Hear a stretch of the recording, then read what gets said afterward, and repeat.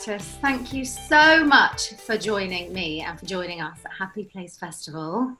Such an honour to be here. It really is. Seeing that I was talking to you was genuinely it's such an exciting thing as someone who follows you and watches you and has just been so aware of all the different work that you've done. That's so nice. Well, in terms of my consciousness of you the last couple of years, but I think you were just born a little activist, weren't you? I don't know, actually. I think so. My parents, my whole life, have worked for Comic Relief, and that small charity raised a bit of money. And so I think charity was always sort of, I always say it was our family's religion. It was like the building blocks of kind of who me and my brothers are as people. But I don't think it would have for me necessarily gone beyond like dyeing my hair for sponsorship if I hadn't gotten sick when I was a teenager. And I think with that experience, it gave me this real awareness of like, you know, I grew up in real privilege. I grew up with everything a child could ever want. And to have that alongside this just really horrific medical pain and misery, I think gave me quite an awareness of like wanting to change things because I knew the difference between the two. I don't know if that makes sense.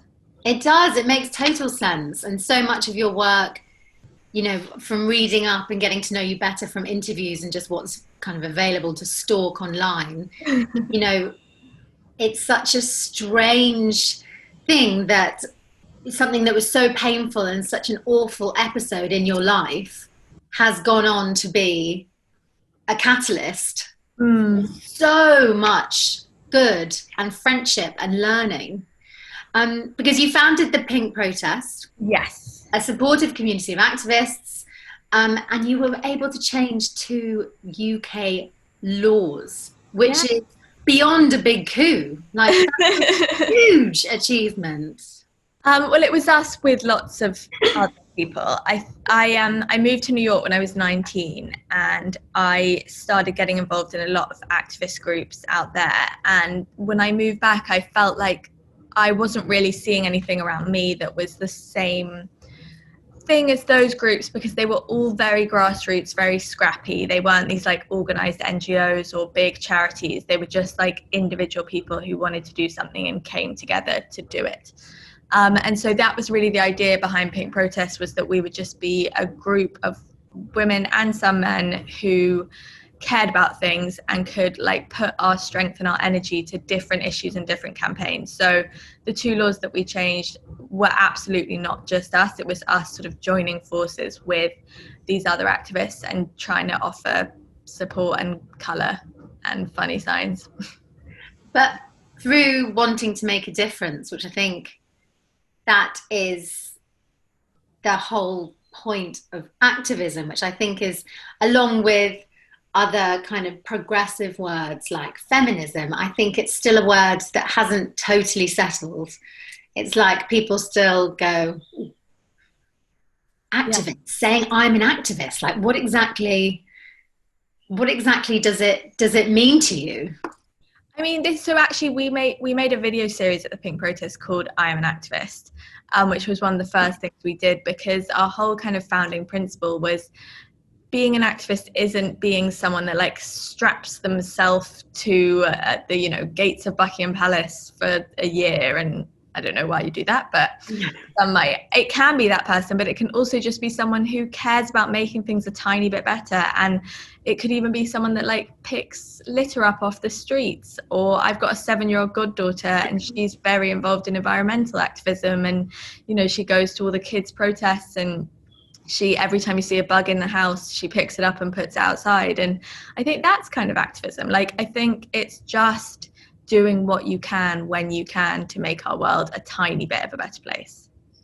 And with the work that you do and with Pink Protest, how have you made activism more attainable for those who are a bit sort of intimidated by it, in terms of like, how do you start?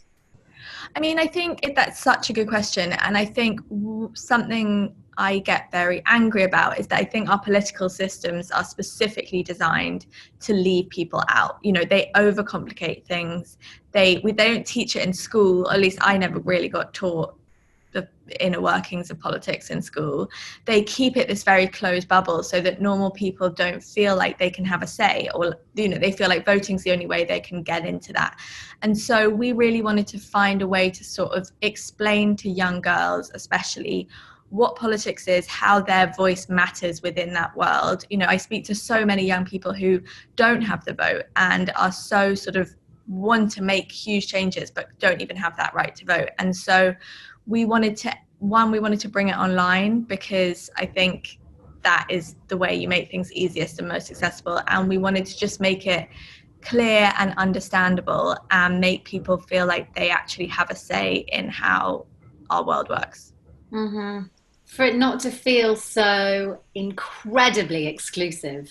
Totally. And I also think, like, you know, you'll get a lot of cynical people saying, oh, I want to make change, but there's nothing I can do. Like, you know, the only change that's actually going to lead to anything is huge structural change, you know. And I think I grew up seeing my parents raise money for projects that were saving people's lives £1 at a time. You know, all my heroes are political activists who have literally changed the journey and the course that our world is on just by showing up and like getting their voices out there. And it's not easy, but you just have to do something. You can't just sit there and go, oh, you know, it's too much, I'm going to bow out. I think trying to explain that to my parents, who are quite a bit older than yours, is really difficult. The generational divide. Yeah. Trying to explain to my dad, who I can't even say what he does, but he does something that he really shouldn't do with his blackness. And trying to explain, and, you know, they just have a different kind of complacency. And it is so amazing, the younger generations. I mean, like yourself, I'm 33, and we're learning and catching up, but it's so, what's the word? It's reassuring. It makes me feel more optimistic about the future, that people are keen to learn, and they do understand that maybe it's little by little. Yeah. You don't get very far quickly, but very small things can be part of a bigger change. It literally makes me feel less anxious about the future, that the younger generations are led by people like you. Yeah, I mean, when I look around, like, people my age and actually people younger, like, so much of what I do is with teenagers, they are so determined to not grow up in a world not only that discriminates against them, but that discriminates against anyone. You know, it's not like this is an issue that affects me, therefore I need to change it. It's like a real sort of just wanting to make our world better and knowing that that's a part of life. And I really love that. It's more open-minded. It's less selfish. I don't think older generations meant to be selfish, but I think they just saw that very much their own small community. And I think younger generations see much wider, which is... I also think they were told that they could never do it. You know, they were told it wasn't even possible. I'm actually living with my 93-year-old grandma at the moment and talking to her about feminism and women and, you know, the way she was treated throughout her life. It's just, she just always says, the thing is, we didn't know we had an option. Like, we didn't know it didn't have to be this way, you know? No, there was an option of difference. Yeah, completely. So it's really interesting times, I think. So to anyone who hasn't seen Scarlett Curtis's Instagram feed, which includes, you know, her get ready with me for nothing, do you call it? Yes. Get ready with me for nothing makeup tutorials, which I really enjoy. It always features some excellent hair clips. And also Scarlett doing tap dancing with her mother, Emma Freud, and her 93-year-old grandmother. If you just want to just feel a spark of joy, honestly, I've watched it 2-3 times. I've always been terrible at tap dancing. I I've never even tried. Sorry, I've always been terrible at dancing. Okay. But one form of dance that I can do is tap dance. And my granny, who's 93, has done tap dance every week for like the last 50 years. And she's amazing at it. And then we decided, now that we're all living together again, that we'd teach ourselves and do little routines together. And it's good bonding. Gosh, that is great. People are taking up knitting and stitching, tap dancing. Now that I've already had result from COVID. I think I've come out my knitting era. Now I want to take it back to your activism, because you've said that it was a catalyst for meeting like-minded friends and this kind of global community. So since finding that, how important is that network to you and your work now? I mean, it's my whole life. And this is another thing that I try and sort of tell people about activism, is that when we hear that word, we think of it being like tough and challenging. And there are so many activists across the world who are, you know, doing their activism from such horrible conditions and are really being persecuted for it. And obviously that's not fun. But I do think there are ways for activism to be a really incredible kind of joyful experience. You know, you are meeting together with people that believe the same things as you, and you're literally trying to kind of craft a world together in your imaginations that you want to live in, and then figure out how you make that world real. And it almost feels a bit like close to when you were like 5 years old and playing imaginary make-believe games with your friends in the garden. It's like we're all here and we all want to change something, and we're all imagining like what we can do and how to make it fun. So all my best friends that I've met over the last 6 years have been through activism. And it's just, it's the thing that makes me most happy and feel most alive and feel most connected to the world. And that's something, you know, you are a campaigner for mental health. We've just had Mental Health Awareness Week, and you were very vocal, as you always are, which is something I admire greatly, is that bravery of yours, because I think your generation is now very au fait with talking about mental health, but really not that long ago was it such a taboo. And people don't share that they just feel really down, and maybe they don't know why, or they just feel stressed and anxious and they can't pinpoint what's causing it. I've personally been really reassured to watch your videos when maybe you've come out of a low period and you just kind of say, you know, sorry, I've not been here, but I've just been really sad. Do you ever find your following and your sort of public profile quite daunting, because you have become this sort of generational mouthpiece? And I know that's loaded, isn't it? But it's true. Scarlett, you are a generational mouthpiece. But do you ever find that a little bit daunting for someone who does, you know, get depressed and feel anxious sometimes? It's a responsibility. I definitely do. I mean, like in October, I brought out this book called It's Not Okay to Feel Blue and Other Lies, which is a collection of essays by 74 people, including Fearne, on what mental health means to them. And there was definitely a moment when that book came out and I was like doing some event with loads of people and about to go on stage, and I was like, what have I done? Like, this is the worst idea. Someone who's mentally ill to be like going out. Why have I put myself into this? Yeah, talking about mental illness. And it worries me sometimes, because I think, you know, there's this joke that like the reason we don't have better mental health care in the country is because mentally ill people can't go out into the streets and protest because they get too anxious. But it is sort of sometimes like that, where a lot of the work I love, and it has released a lot of shame in me and sort of helped me get so much better. But it is also, every time you go out there to talk about your mental health, you are in some ways re-traumatizing yourself or going back to the worst point in your life. And sometimes when I see mental health activists who are, you know, putting their soul on the line in order to just try and encourage some governments to change some things, or, you know, for this issue to be taken more seriously, I'm like, it shouldn't have to be this way. Like, we shouldn't have to be sort of exposing our deepest trauma in order for people to take mental health seriously. But I totally agree with that. It shouldn't have to be a case of, people exposing all. But from doing Happy Place Festival last year, some of the guests, I mean, their names will totally escape me, but, there were tears and standing ovations. And it was so powerful. And then I go on and say, thank you so much for your time. And then I start crying because I can't believe what an emotional response, because people just feel reassured, and it's the thing of not feeling alone, isn't it?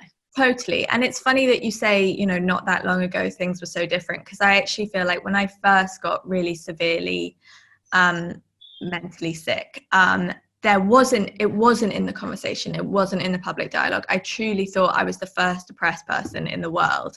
Like, I just didn't think it was anything anyone else went through. I used to search online to try and find things about anxiety and depression. It was only like very serious sort of medical blogs almost, or like, people writing like accounts of their experience. And even when you look back, like things like the Bell Jar and all that was the only books that we had, and those are great, but they're all very intense. What's the film with Angelina Jolie in? Girl Interrupted? Yeah, Girl Interrupted. It was all like that, and my life just wasn't like that. And there was this day when I was 19 and I was blogging at the time, and I'd never been open about anything on my blog. My blog was just for like knitting and baking and talking about movies that I liked. And I just thought, I can't live with this shame anymore. Like, I've now cut out all my friends. I'm not even talking to my brothers. My brothers didn't even know what was wrong with me. Like, I was like, I just can't live like this anymore. So I started writing about my mental health online. And then the overwhelming amount of people that came out and said, I felt this way, I feel this way, I've been through this is my story. And I even remember like family, friends and people I'd known my whole life and through this whole dark period were suddenly coming out and saying like, oh, I've had depression for 20 years too. And part of it was incredible. And then I was also like, why didn't you tell me? Like, why are we so ashamed of this thing? If I was suffering with like a rare disease and someone else had it, you'd be on the phone, like telling them tips and telling them how you got through it. But with mental health, we just shut down. I think is it British? Is it generational? Is it a bit of all of it? But I'm so pleased it is where it is now for myself, but also, for just younger generations. It's nothing to be ashamed of. Completely. And everyone has those days. Yeah, everyone does. And it's also such a wide spectrum. And I think that was something I loved about doing the book so much, is just seeing that, like, mental health is having one wobbly day and then it's, or it's spending 6 months in a rehab center trying to get better. It's everything in between. And I just love nothing more than having those conversations. I'm basically not, slightly alarmingly now, I'm not really interested in talking to people about anything other than like their deepest mental health problems. When you've been through what you've been through, it's your reality. And actually the idle chit chat, you're like, psh, I don't have time for that. Give me the real heartbreaking, life-changing stuff. Yeah. I also think by the time I was 19, I'd had 5 years, like my, most formative years have been spent either being physically sick or mentally sick. And they were two things I felt really ashamed about talking about. And I almost think it was like a practical thing where I was like, I don't have anything else to talk to people about. Like, I didn't do GCSEs, I didn't do A-levels, I've never had a boyfriend, I don't have any friends. If I don't start talking about this, I'm literally never going to have anything to say in a conversation for the rest of my life. So it definitely helped with having... finding those like-minded people who've experienced it as well. Totally. I know that when I'm low, I mentally go through sort of my mental well-being toolkit, which for me, I know these things, but sometimes actually doing them when you feel low is really hard. But I find affirmations and meditation really helpful, and exercise, sometimes the last thing in the world you want to do. What's in your toolkit when you can feel a low period coming on? How do you cope with it?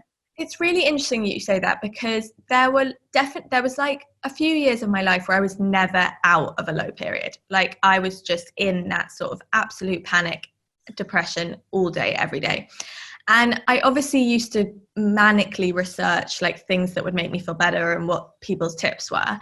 And it would always be like what you just said, yoga, meditation, journaling. And I would try them and they would make me feel worse, or I just couldn't bring myself to do it. And now how I like to describe it is I think you need short-term coping skills and long-term coping skills. So when I'm actually in a really dark place, or, have just had a panic attack or feeling very low, all I do is I play Candy Crush on my phone. I listen to an audiobook. I get in bed. I don't, force myself to do anything or think about anything or talk to anyone. I watch TV. I just get through that moment. And I've been going through this for a long time now, and that is genuinely the best way I've found to make it not last forever.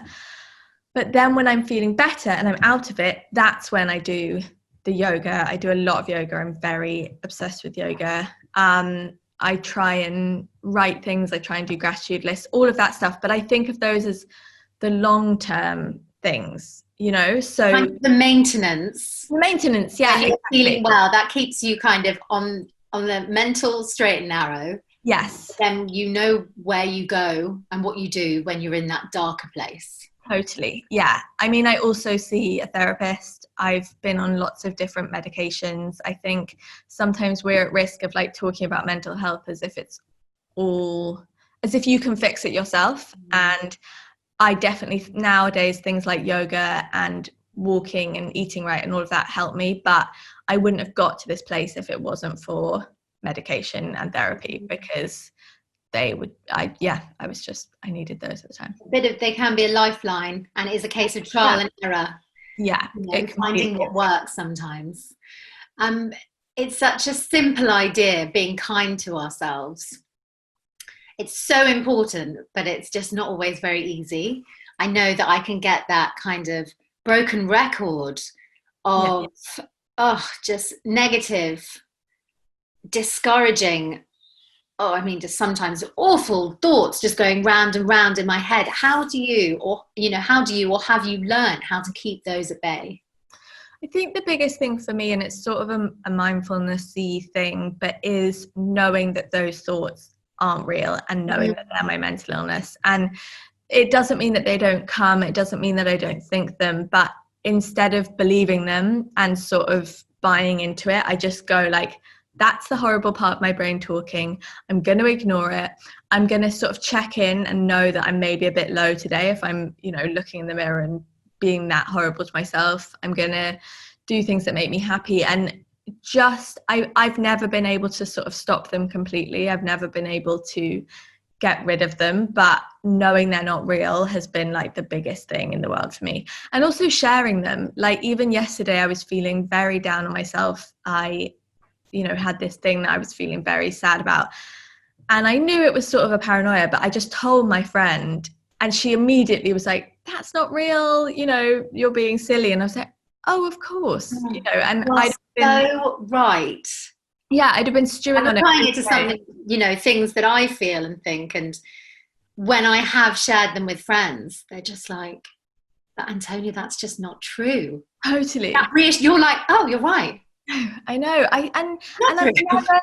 There's always more layers of shame that I'm realizing we need to dig through. I told my friend something that I hadn't even realized I'd been worrying about for like 3 years the other day, and she was like, that's ridiculous, like no one's ever thought that about you. And I was like, oh god, why didn't I tell you this 3 years ago? And then I would have lived with this. So I've yet to find something that isn't better once it's shared and once it's out there. I've read that your mum, journalist and broadcaster Emma Freud, gave you the sage advice on depression that my mum actually gave me, which is, imagine if you had a broken leg and you're on crutches and you're in a cast, people will look at you and you can cancel appointments. You can, rearrange a date with a friend and not feel bad. But there's something about feeling low that you beat yourself up about. I know. Whereas, you know, there are so many stages of recovery. Said broken leg, you might then be out of the wheelchair but on crutches, and then you might have a limp, and all of this can be applied to good days, bad days, difficult days with mental health. Is it that want to kind of reassure other people about their mental health issues that prompted you to curate your second book? It's not okay to feel blue and other lies. Yeah, it completely was, because, you know, I've been talking about mental health publicly now for 5 years, and still, when I have a bad day, I am so horrible to myself. I think I'm lazy. I think I should push through. I think that, you know, if I cancel something, no one's going to believe me. I still lie about it. It's so weird. In the moment, you know, all I do is talk about it all day. But if I'm having a terrible day and can't do something, I'll email someone and say I've got food poisoning, you know. And I always say, I think people think I eat in like the dodgiest sushi restaurants of all time. I've had food poisoning more times than one person ever should have. The Curtis Freud family really need to sort out their cooking. Yeah. So it's going to be like, I'm going to actually send the government over because your mum's clearly undercooking. But it is, so putting the book together, it's just that, you know, I always say there's two parts of mental health. One is the actual illness, and that is medical and complicated and hard to fix, and we still don't know why some people have it and why some people don't. But the other part is the shame, and I think the shame can be the thing that sort of can kill your life, and, you know, that takes people's lives, because this illness is, we can deal with it, and you can deal with it, and the world knows how to deal with it. But the shame is the thing that makes you just like rot inside, and everything in you just turn inwards and hate itself. And I just really wanted to put something out there that was like this scream into the void that you're not alone and other people have been through this. And still to this day, I don't think there's a much more incredible feeling than reading someone write about something you thought you were the only one that had ever been through. You know, Absolutely. it's like there's nothing that can be compared to that. And another reason I wanted to put the book together, I started writing about mental health when I was like 19, and then I actually stopped because I was getting all these messages from people, and it started to really scare me because it felt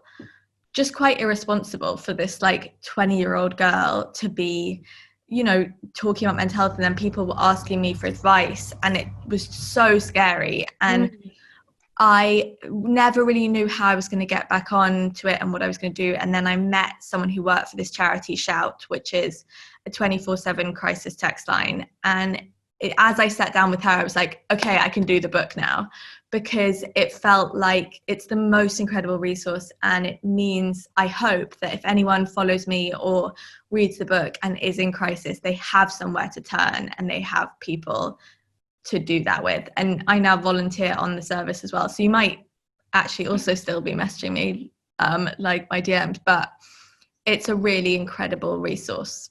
So that was also the reason I did the book.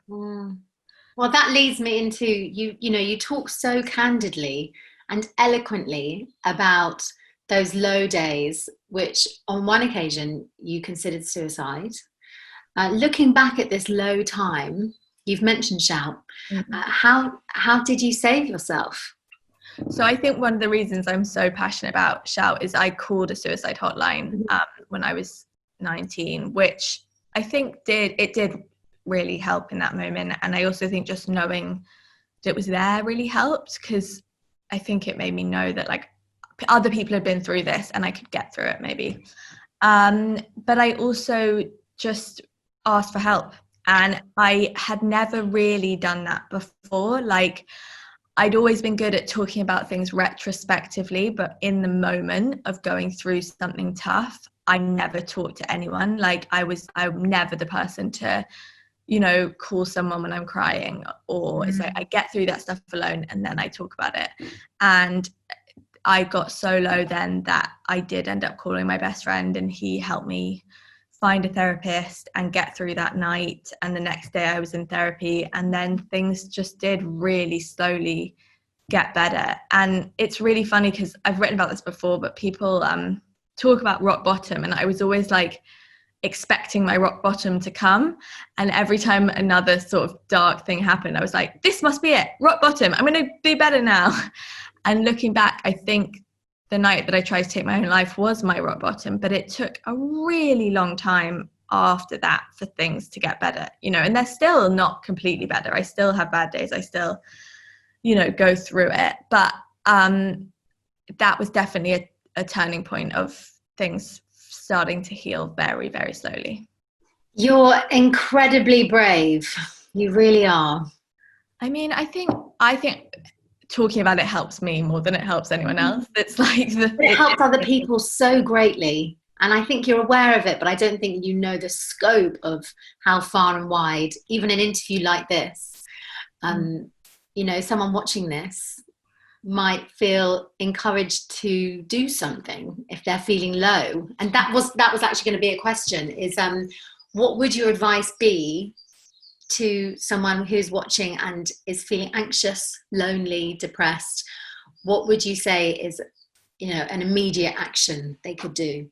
I think it would definitely be just tell someone, you know, whether that's a parent or a friend, or finding a counsellor online, or even just texting in to Shout, who will direct you in the direction of resources if you need them.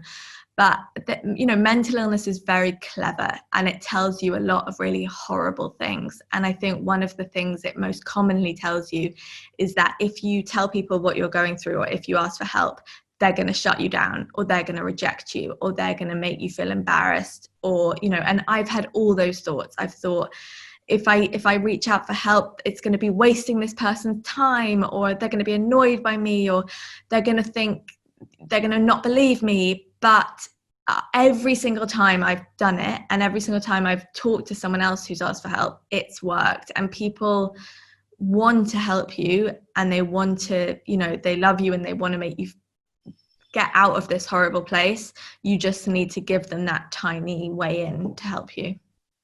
What would you say to your 15-year-old self, the teenager who's so deep in pain and trauma? What would Scarlett Curtis today say to her? I think that it's going to be over one day is probably the best advice that I could give. And also that I wish I'd known that my only job back then was getting through it. Like, I think at the time I put so much pressure on myself, and I was out of school, and it was so scary, and I didn't know what was going to happen with my life. And I wish I'd known that actually all I needed to do for those years was just stay alive and cope. And that I was going through so much pain, and that things would be easier one day, and that I didn't need to like push myself. I just needed to, you know, sit in bed, watch TV, and get through those years. I know that sounds like contradictory advice, but I think it's hard. We don't give ourselves permission, you know, we don't give ourselves permission to just cope and like just to get through it. Yeah, just to get through that Candy Crush, or watching the whole back catalogue of Friends. Yeah. Whatever it is. You've actually described feminism as a form of self-help for you, because it gave you that sense of purpose. Can you explain a little bit more about that? Very good segue, because it sort of all happened after this very dark time of my life. But I was starting to get better, but I just didn't, you know, the illness had like taken everything from my life, and I hated myself so much. You know, it does sort of make you so dark on yourself, that even when things were a little bit easier, I just couldn't really figure out like why I wanted to be here anymore, like what the point was. And it was all so hard just to get through the days, and it was like, I don't really get this. And I obsessively used to read self-help books, and then I just picked up a book about feminism one day, and I was kind of... What book was it? It was Women, Race and Class by Angela Davis, which is an amazing book. And then I read lots of books by Gloria Steinem and got very obsessed with everything. And Bad Feminist by Roxane Gay was one of the first I read. But I was sort of part of that generation at the end of it who was like, feminism, we don't need it anymore. You know, that was for the suffragettes, it was done. And suddenly I was reading these women talk about these feelings that I had had my whole life. And I was putting together all these pieces of things that happened to me, like terrible things that happened to me that I thought were my fault. And suddenly I could see them in the context of women and men and the patriarchy and feminism. And it was literally, you know, in the 80s, they used to call it the click moment, which is when you suddenly reframe your whole life in the context of feminism and understand it all. And it was really like that for me. And it was the most sort of alive I'd felt in 5 years, because I was like, oh, there are women out there who've been through these things and who feel the same way as me. And what were those things? What were the things that you were reading about that you could so personally relate to? Well, I think there was just a lot of sort of abuse related things that I went through when I was ill. And the ways, not even just the abuse stuff, but just the ways I was treated. And, you know, when I was sick, I was not believed for a very long time. And I think a lot of that was definitely because I was a teenage girl with pink hair, and, you know, my mum was the only one in the doctor's appointments with me and all of that. But I think something else, I also started to realize that there were other women worse off than me, you know, and I'd always known that, but it really was this moment where I felt I had something to fight for, and I felt I had something, I felt I had something to stay alive for. And I started joining all these groups, and, you know, I was someone who like didn't leave the house, didn't have any friends, and suddenly I was like in these basements with these women, like talking about what signs we could make, or, you know, sending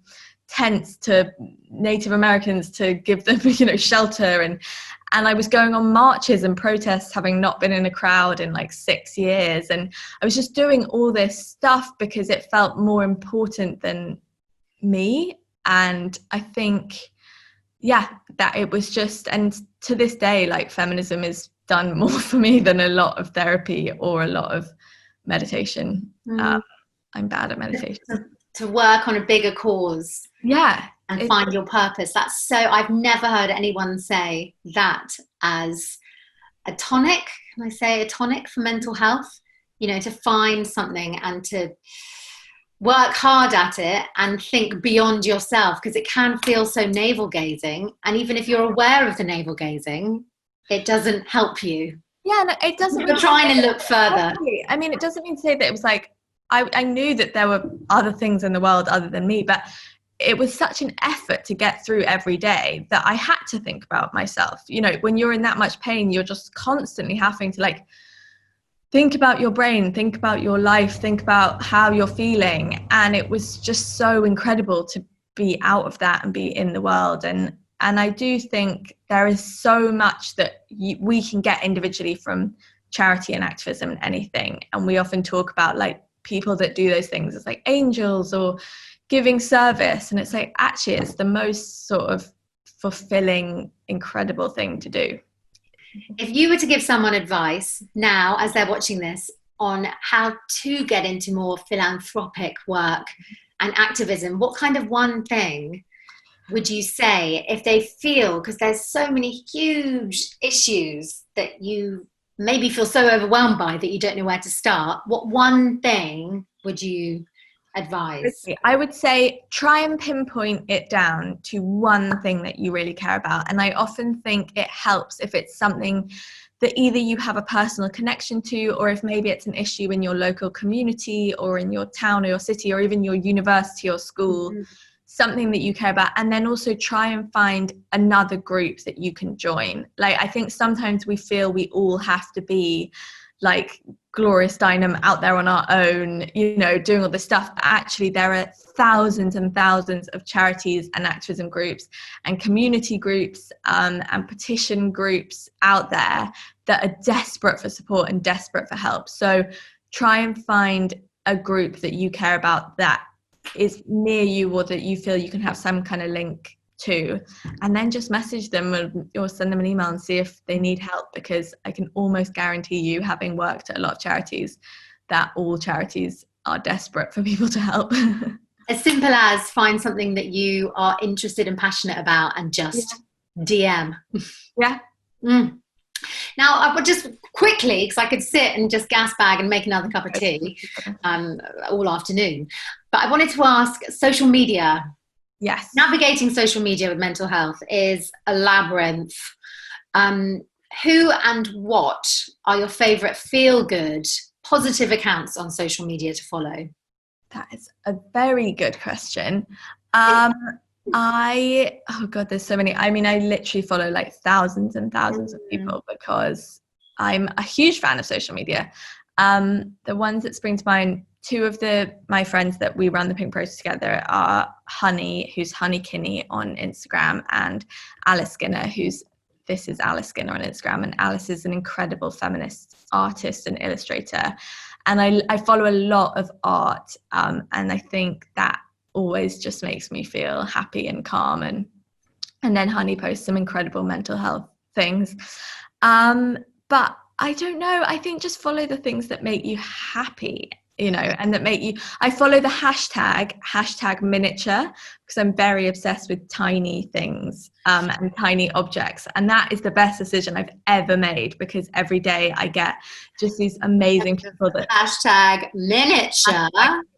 And I also follow hashtag Sylvanian families, because I was just about to say, I bet you love Sylvanian families. I'm a grown woman who's obsessed with Sylvanians. But every day it's these people making like tiny cakes or tiny chairs or tiny tables, and it just makes me so happy. So yeah, those kind of things. Just don't follow people that make you feel. Just unfollow or mute if you don't want them. Yeah. And that's fine, because also they won't know. Exactly. What are you currently listening to? Oh, so I'm one of those very lame people who only listens to audiobooks or podcasts. I don't listen to any music. But what podcast am I listening to? I listen to Happy Place a lot. I'm listening to this podcast called Seek Treatment, which is these two American comedians, and it's amazing and very funny, and they're very open about relationships and mental health and all of that. I was just judging this book prize, so I was listening to a lot of audiobooks for that, which was quite intense. What are you listening to? What am I listening to? What am I listening to? Oh, Louis Theroux. Oh yeah. Grounded. Thoroughly enjoyed him and Helena Bonham Carter. Yes. If you haven't, do it, because they just have a really, and hilariously they went to the same school and she doesn't remember him, but he really remembers her. It's just, they've got really sweet dynamic. So that would be mine, obviously, and Happy Place. Yes. And what are you reading? What am I reading? I just read a book called Such a Fun Age, which was so good. Have you read that? I've heard about it. Yeah, it's really, really good. And just really like a page turner, but then so well written, and it's very interesting on race and feminism, but in a fun way, if that's possible. And I've been, so in the last year I had to read 80 books for this book prize that I'm judging, so I feel a little bit exhausted. Booked out. Oh my gosh, that's so amazing. I've read 2 in lockdown and I basically feel like an academic. No, I mean, it was, my life disappeared, and then we went into lockdown, and I should have done it all then, but now I'm reading stuff that's a bit funner. I've actually got one, I'm very obsessed with a writer called Sophie Hannah, who writes thrillers, and for some reason whenever I'm sad, thrillers make me happier, so I've got her new book I've been reading. Oh, there we go, a live Scarlett Curtis book recommendation. I do love a thriller. Yeah. And Scarlett, my final question is, what, where or who is your happy place?